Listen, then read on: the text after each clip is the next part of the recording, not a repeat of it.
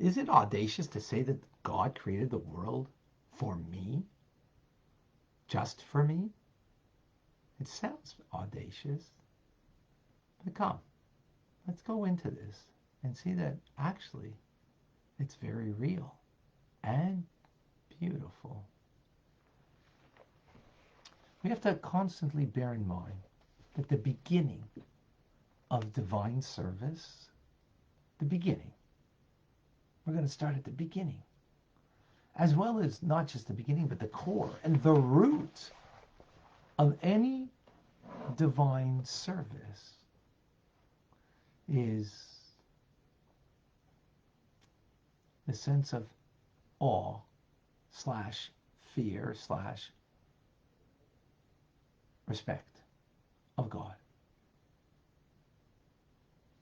Even though we usually speak of the fear of God, not fear of punishment, but as we will learn, the presence of, the fear of the presence of God that leads us to turn away from doing wrong. And love usually is the motivator to do good. When you love somebody, you're motivated to do something kind for them. So if you love God, you're going to do something for the sake of God, His mitzvah. Nevertheless, that being said, love alone to do good is not sufficient. It's not enough.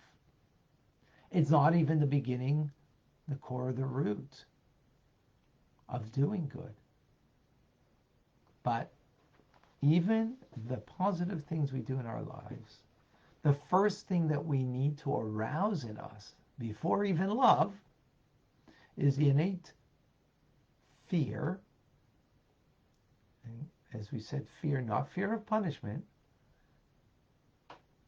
but of presence, as we will see shortly what that means exactly. That fear that lies hidden in the heart of the divine soul. It's there. What is it? How does it express itself? The fear to disconnect.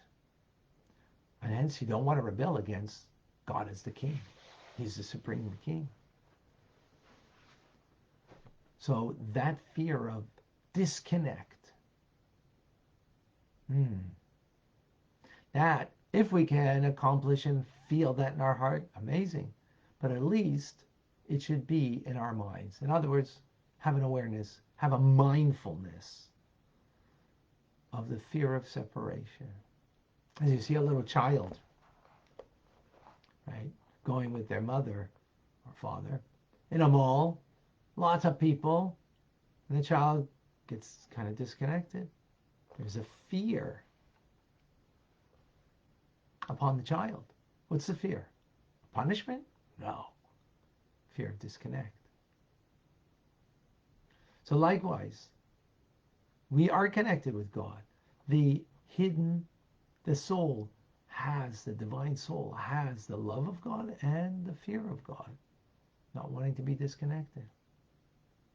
So, a person should try to contemplate with their minds the greatness of God and His kingship. How great?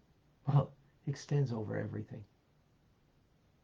Higher worlds, the lower worlds, this physical world. God has dominion over it all. Further, consider, in other words, in a meditative place in your mind, that God fills the worlds. He animates everything uniquely to be what it is.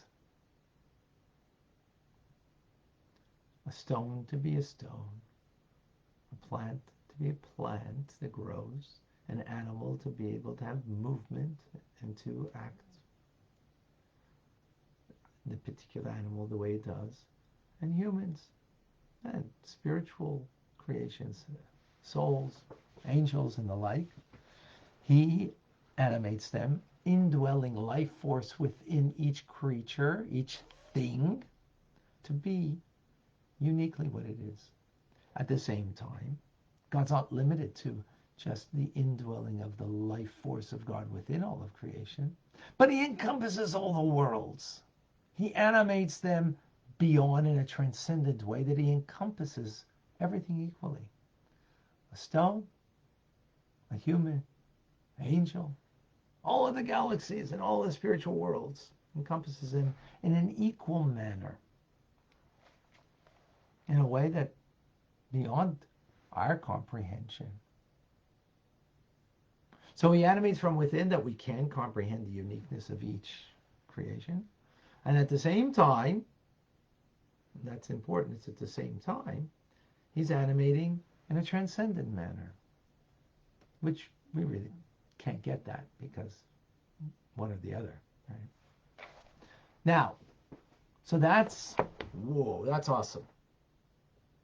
God, creator in this manner that we just described, which we could go a lot more into, but we're keeping it short so we can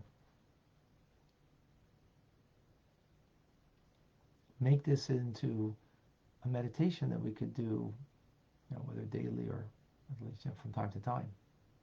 Yet, all of what he does that we just described, he leaves aside. All the creations, the creatures of the higher worlds, the lower worlds.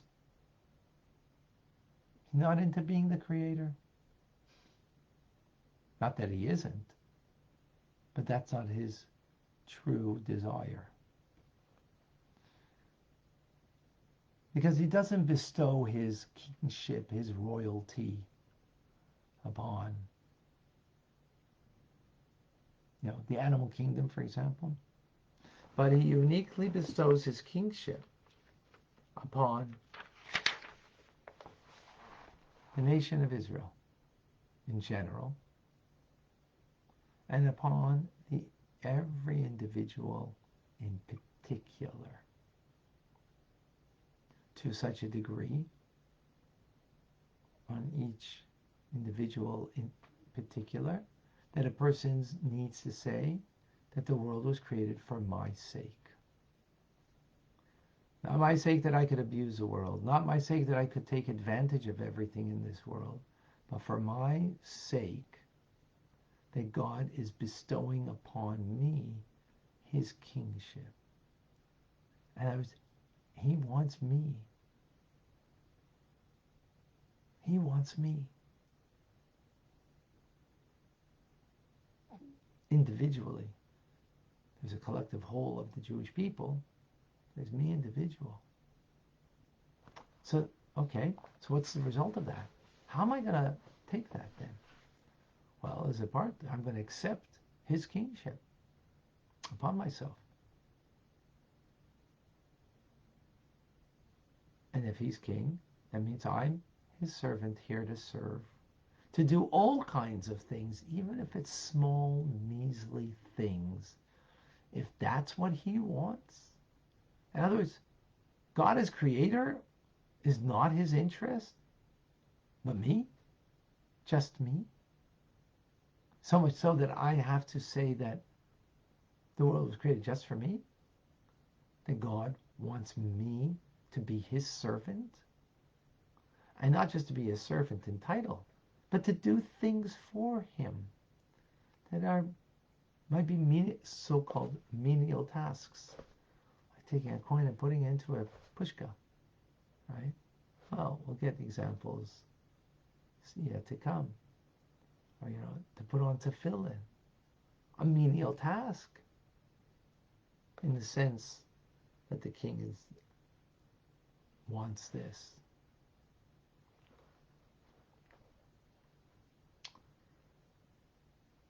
Continues the Alter Rebbe here in chapter 41, the beginning of chapter 41, a very important chapter. And behold, God stands over the individual. And the whole world is filled of the glory and the greatness of God. So even though the whole world, think about it. There's a galaxy out here that's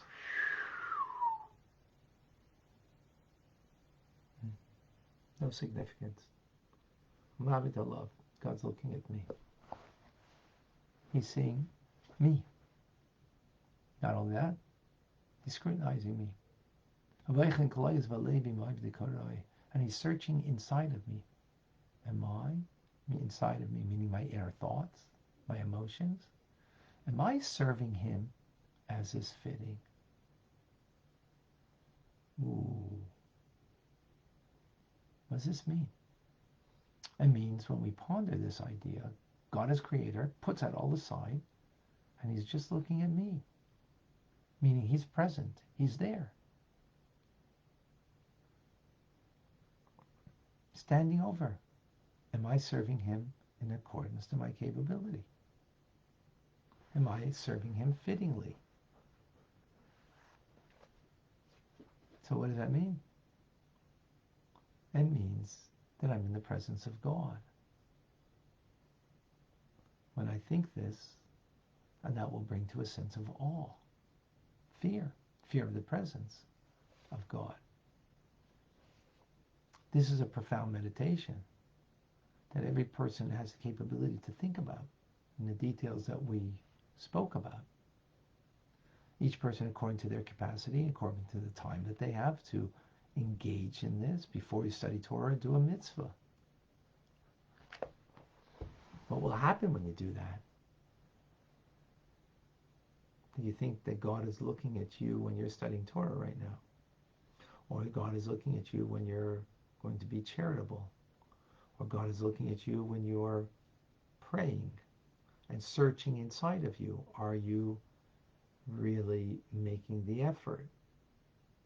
Are you really giving it your all? Well, what's going to happen? Is God doing that to be punishing? God forbid. Is he doing it to be cruel? Oh, heaven forfend. He's doing it that we should be so smart to realize that truth and therefore act differently. I'll put on the tefillin differently.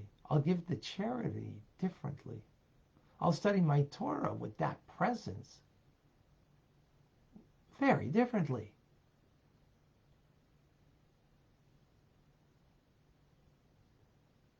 What kind of blessing is that? An enormous one. When we think about it and incorporate it in our lives, this meditation.